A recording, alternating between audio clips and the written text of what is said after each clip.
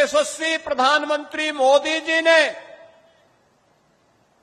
देशवासियों के सामने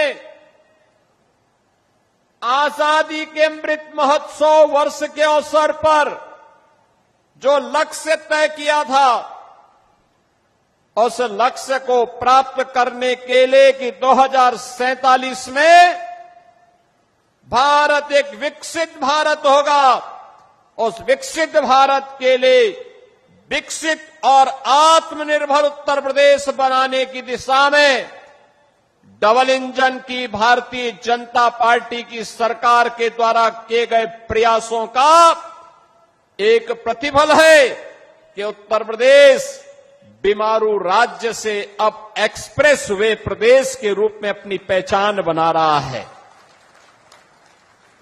याद करिए क्या हालत थे आज से 8 वर्ष पहले के। बहनों और भाइयों, उत्तर प्रदेश का नौजवान कहीं जाता था, उत्तर प्रदेश का कोई नागरिक जाता था, पहचान का संकट होता था, पहचान का संकट होता था। लोग आजमगढ़ का नाम लेने से घबराते थे, उत्तर प्रदेश का नाम लेने से घबराते थे। आजमगढ़, अरे इसने मुख्यमंत्री दिए, एक एक नहीं 2-2 मुख्यमंत्री इस आजमगढ़ ने दे, और इस आजमगढ़ को पहचान का मोहताज होना पड़ा था। लेकिन आज 8 वर्ष के अंदर प्रधानमंत्री मोदी जी के मार्गदर्शन में आजमगढ़ अब पहचान का मोहताज नहीं है। आजमगढ़ अब आजमगढ़ से अदम्य साहस का गढ़ बन चुका है। अब यह विकास की मुख्य धारा के साथ जुड़ चुका है। और इसके लिए तो प्रधानमंत्री जी ने कहा था कि विकास के लिए गति चाहिए, प्रगति के लिए गति चाहिए, समृद्धि के लिए प्रगति चाहिए। और जब गति होगी तो प्रगति होगी, प्रगति होगी तो समृद्धि होगी, और समृद्धि होगी हर चेहरे पर खुशहाली भी होगी।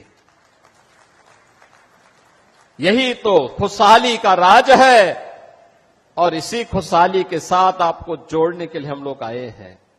याद करिए कितनी विकास की योजनाएं पिछले 8 वर्ष में आजमगढ़ में आई। पूर्वांचल एक्सप्रेस वे का शिलान्यास भी 2018 में, जुलाई 18 में प्रधानमंत्री जी ने किया था, और उद्घाटन 2021 में पूर्वांचल एक्सप्रेस वे का उद्घाटन भी आदरणीय प्रधानमंत्री नरेंद्र मोदी जी ने किया था।